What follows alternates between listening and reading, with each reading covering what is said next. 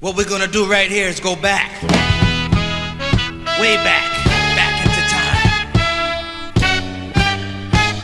when the only people that existed were troglodytes, cavemen, cave women, Neanderthal, troglodytes. Let's take the average caveman at home.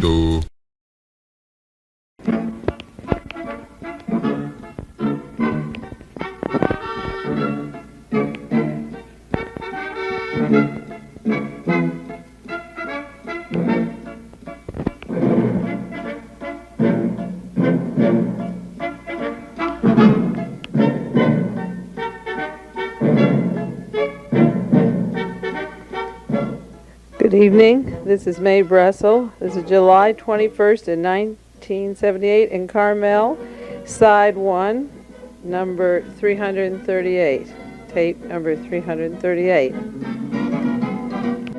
Several weeks ago, when I was on KGO with Bob Trevor, somebody called in and asked me if I had any information on the Metro plan. It's called the 1313 plan. And what did I think of it? They brought up the subject, and it took me by surprise because I didn't have any books on the Metro Plan in my library. That is the plan to divide the country into regional government. I just had never owned any of the books, and with the massive amount of literature I have, I was not aware that there was so much out about the Metro Plan.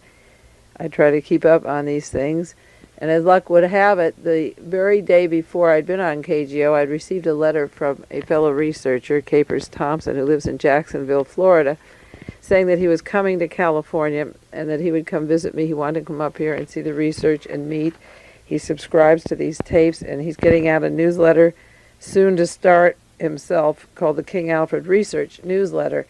And in his letter, Capers said, I'm bringing you books on the Metro Plan, that my newsletter will be about the Metro Plan. So I didn't have to search very far. When I was through talking to Bob Trevor on the air, I had this letter here that I hadn't even read from the day before, and Capers said that he would be here. He was here this last week as a house guest. He came up to Carmel and spent a few days and brought me books on the Metro Plan, and we did a 2-hour radio show with Bob Trevor. And I told the people on the air that I would give them the information that they could order this themselves. Now, this Capers Thompson, who's getting out the newsletter, I have his address here on the printed sheet that's going out with tape 338, so you can follow up on this, is doing a project on the King Alfred Plan. And those of you that have tape number 319, that was April 30th of this year, know in length about the King Alfred Plan, and I won't repeat it again on this tape because this is an ongoing series, and those of you who have this particular tape cassette will have to back order that one. You have the list of shows. It was on KLRB April the 30th, Dialogue Conspiracy 319. And the important part of the King Alfred Plan was the dividing of the United States regional planning for genocide, a map of dividing the country into 10 regions. And I've included in the corner of the sheet that comes with this tape today that regional plan for genocide on page 373, The Man Who Cried I Am. I like the method of getting the tapes out to you an hour a week. I hope you do too. And I can include this information where the other broadcasts used to go too fast. And I hope, and I know you appreciate it because I'm getting mail about it. I think it's a better format. You have a little corner of that map. Well, the Metro Plan is described in several books that Capers brought to me.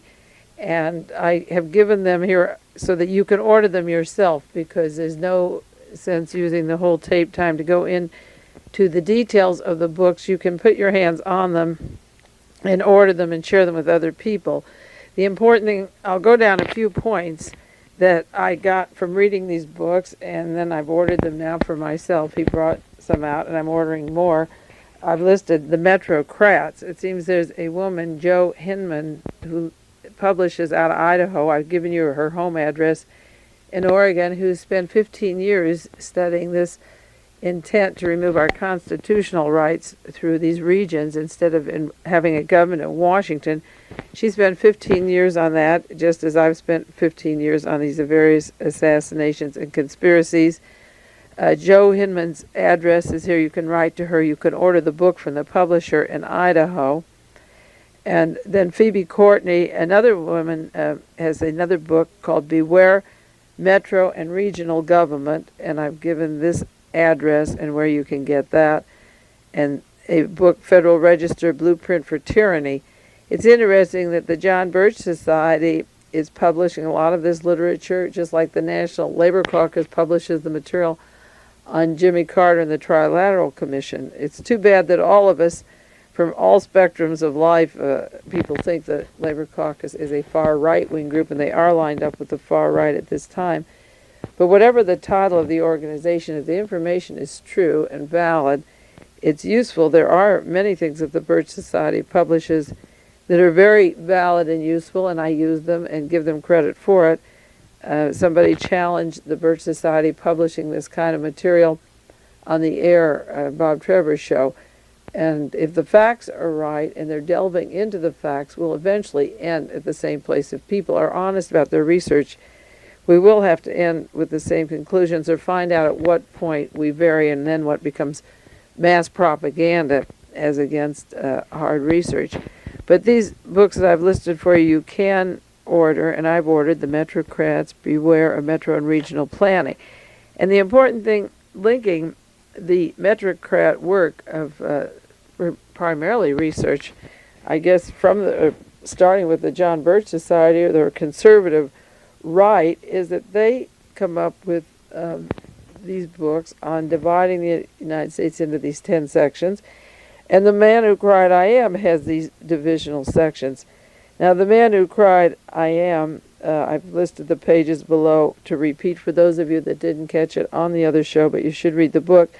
Pages 371 to 376 call for the final solution of vaporizing all blacks in the United States, but it's got a program of breaking all black leaders, which they've done, killing the top leaders, which the federal government has done, breaking up the organizations, which they have done, and then one of their final solutions before the very end is to make their most noticeable black leaders ambassadors.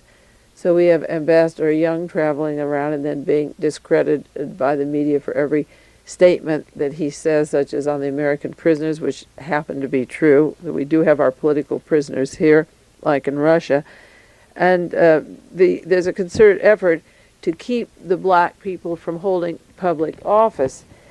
I heard Bobby Baker on KGO talking about Adam Clayton Powell. There were things that Lyndon Johnson did and Bobby Baker that were much worse than what Adam Clayton Powell did, but Powell was removed from Congress, the black congressman, for his misdeeds, in quotes, misdeeds. That today Congressman Hayes can get reelected for the same things that Clayton Powell was doing, or worse. Because he was a black man, they went after him.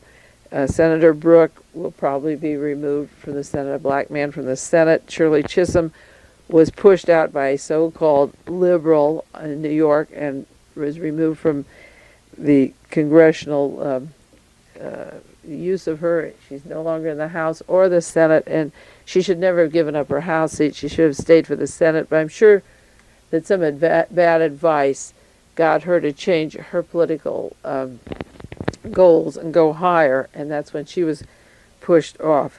Julian Bond isn't running for office next year, and Barbara Jordan was used by the Trilateralists and Mr. Brzezinski and Jimmy Carter at the Democratic Convention. She got standing ovation, an eloquent speaker, congresswoman, and when Jimmy Carter was in office, out came the saber-rattling warmongers, and Barbara Jordan is not running for office, neither is Julian Bond. A black gentleman in this very area ran for airport board this last election and was defeated and told me he wanted to run in 1980. And just yesterday, two white men invited him to lunch. He had coffee with them, and he went out and they told him that no black man would ever hold office for airport board in Monterey, California. And of course he was aghast and could hardly believe it, and said, wait, this isn't the South, and these aren't the slave days, and various public officials are black and are making it. And he quoted, like Julian Bond, and I told him, and he wasn't even aware that Bond has declared that he's not running for public office. I think he's going to work for some broadcasting company or business or as a lobbyist. And I suggested this person write, he knows Julian Bond, and find out if, in fact, all the visible black leaders like Senator Brooke and Shirley Chisholm, Julian Bond, and Barbara Jordan, and even Mr. Patterson of our airport group here who wanted to run on the board there, if this is a national problem which is taking place in 50 states, is this a concerted effort to take every little person, not as well known as Barbara Jordan and Julian Bond, and just take them aside and have a cup of coffee and say, you know that no black can have that office? Now I bring that up because the Metro Plan has divided the country into regions, and the King Alfred Plan has divided the country into 10 regions. And do they overlay? Is this part of the same plan?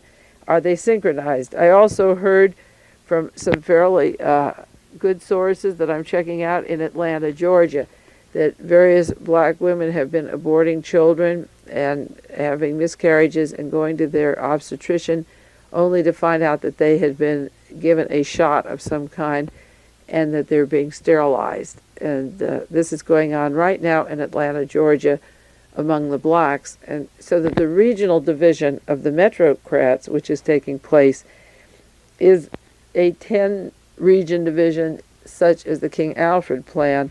And seeing what's happening to the blacks in this country physically and psychologically and politically, it makes the Metro Plan even more dangerous if they're all synchronized together. Now, the Metro Plan, the book The Metrocrats, talks about in 1938, a new building was put up in Chicago, 1313 East 60th Street. And of course, I'm keeping a chronological record in a book for each year since 1918 to see how this fascism or this Nazification process is taking place. 1938 was an important year. Of course, this was the time of right after the plot to seize the White House was blown in 1934. 1933, Hitler was in 1938. He was well on his way almost to invade Poland, financed by Henry Ford and the American industrialists and the Morgans and people from the United States. He was our bulwark against the communists. But plans were afoot in this country that were laying the seeds for the fascism, the fifth column that could be here, just like it had taken South Africa and France and Italy. And Adolf Hitler's men had gone into Latin and Central America and South America and Asia. So there's no reason to believe that they weren't firmly entrenched in the United States, particularly since so much of the funding for Hitler came over here. And in 1938, a building was put up in Chicago under the grant from the Spellman Fund. This is interesting because I think of Cardinal Spellman and later the role of the Jesuits and the Catholics in taking the Nazis out of Germany, the Nazi war criminals, the Bormans and so forth, into Italy and then Spain, and then to be dispersed all over the world. The purpose of this building under these grants was to provide headquarters for the use and occupancy of the national government. An agency would be set up. It would be a clearinghouse at 1313 East 60th Street. The Public Administration Clearinghouse, it was called. And some of the financiers behind it were the Carnegie Corporation, the Sears Roebuck Fund, the Russell Sage Foundation, the Ford Foundation, all to become CIA foundations. We didn't have the CIA in those days, but we had the OSS, but we had the international bankers and the people that had put Hitler into power. And these various foundations later, as I say, were conduits and fronts for the CIA, and the 1313 plan was on its way. In February 1972, February the 10th, 1972, that was 4 to 5 months before Watergate in June, the federal, in quotes, Richard Nixon passed what he said were federal regions that were to be run by 10 federal regency councils. Americans' unelected rulers, according to the book The Metrocrat, set up by the Council of Foreign Relations, had a branch for economic development in the United States. The Council of Foreign Relations was for overseas investment and protection and foreign policy that would provide profits for investments, and the CED, the sister of the CFR, the Council for Economic Development, set up these offices in Chicago, and in 1972, Richard Nixon had set up this regional plan as law, February the 10th, 1972. Of course, the 1972 in June, James McCord said that the reason that he was blowing the whistle on the Watergate defendants and not just pleading that he was guilty and it went no further than them is that he feared a German Gestapo in this country. Don't take that lightly, a German Gestapo, when it comes from James McCord, who worked in the Central Intelligence for 21 years. It was Dan Smoot of the Birch Society again, who wrote in 1959 about the 1313 building, East 60th Street, Chicago. He says, "This is a national center for the production of experts to fabricate progressive legislation for government at all levels, to rewrite our Constitution, and to take over city managers, county managers, and metropolitan managers." In essence, it was to set up a plan whereby we have a system of experts. We use these think tanks that have been named by various organizations, and particularly the RAND and in the East. I can give you a list of the think tanks that are considered dangerous and linked to this particular kind of office in the Chicago area. And in come the experts. And these experts aren't elected by anybody. They can't be voted out of office. The public officials lean on them. The cabinet members in Washington, D.C. lean on them. If there's any scandals, they're not accountable. They can give wrong information about who to invade or what's safe or where our country should invest or where we should go to war, but they're accountable to nobody. They simply are think tanks that set up experts, and the experts are called in. Then the danger is that these experts are used by our governors, by our state legislatures, by the chief justices, the Supreme Court, mayors, state attorney generals, state city managers, and every office holder can call in and quotes experts. And then the experts push legislation, and the congressman hasn't got time to look into it, so that all this masterminding is going on by the think tanks in these various locations. Now, 1313 East 60th Street in Chicago is the nerve center of the Metro Plan. But the big boss, again, is in New York City, right across the street from the Council of Foreign Relations. That's the National Municipal League, NML. It's called National Municipal League, 1313 East 60th Street in New York City.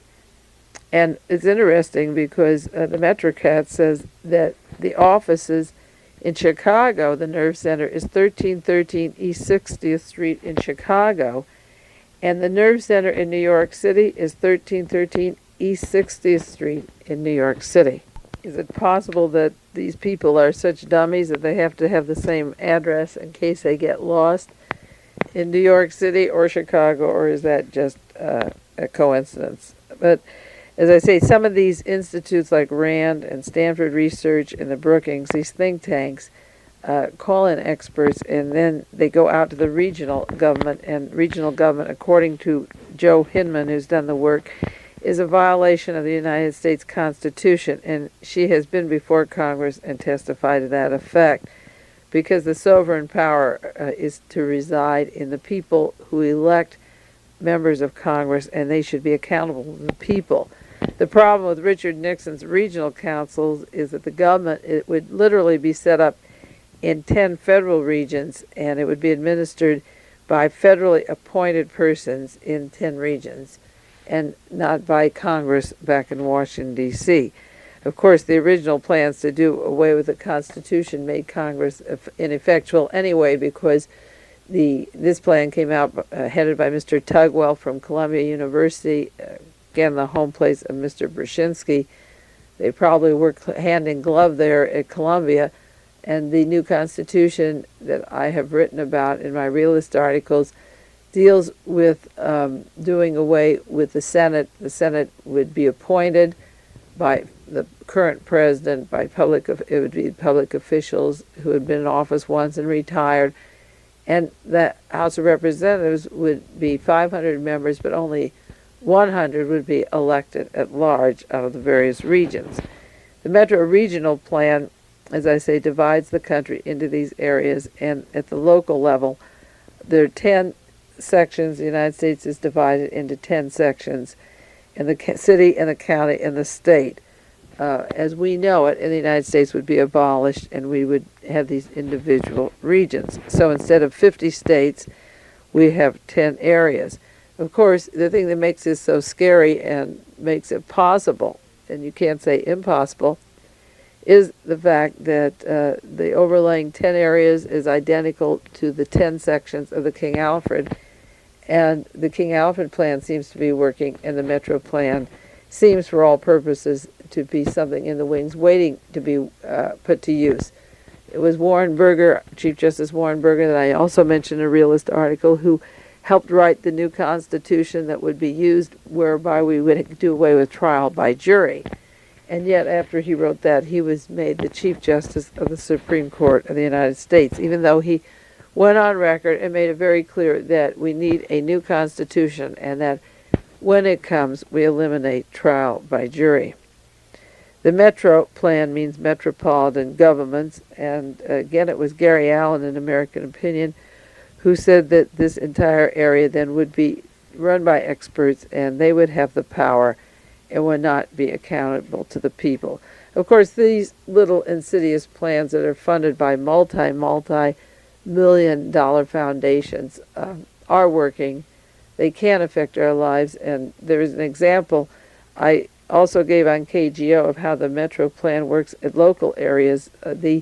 There's regional planning right here now on the coast of Big Sur and in our own immediate area, and there's an artist, Emil Norman, very fine artist, who has a home down at Big Sur, and he has 40 or 50 acres with a private road up to his home. It's his own private property. He's had it for quite a few years and didn't inherit it. He bought it through hard work and selling his own art.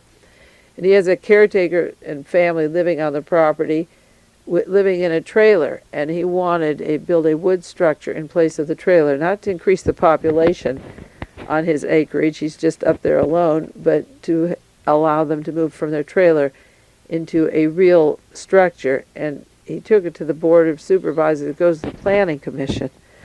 Emil Norman was turned down at first and had a large hearing where a lot of wealthy, influential people in the area stood behind him, and the conditions of his adding this house instead of a trailer was that he open his road through his property and have access for people to go to the beach and walk through his property or use it, passing way, that he couldn't no longer have private property down at Big Sur, but there had to be an open passage for the public to get to the beach. And the condition by which he could transfer a trailer for a wooden house was that the public have access to his land and walk through it, possibly camp there, start fires, and so forth. Now, access on his property had nothing at all to do with exchanging one structure for the other.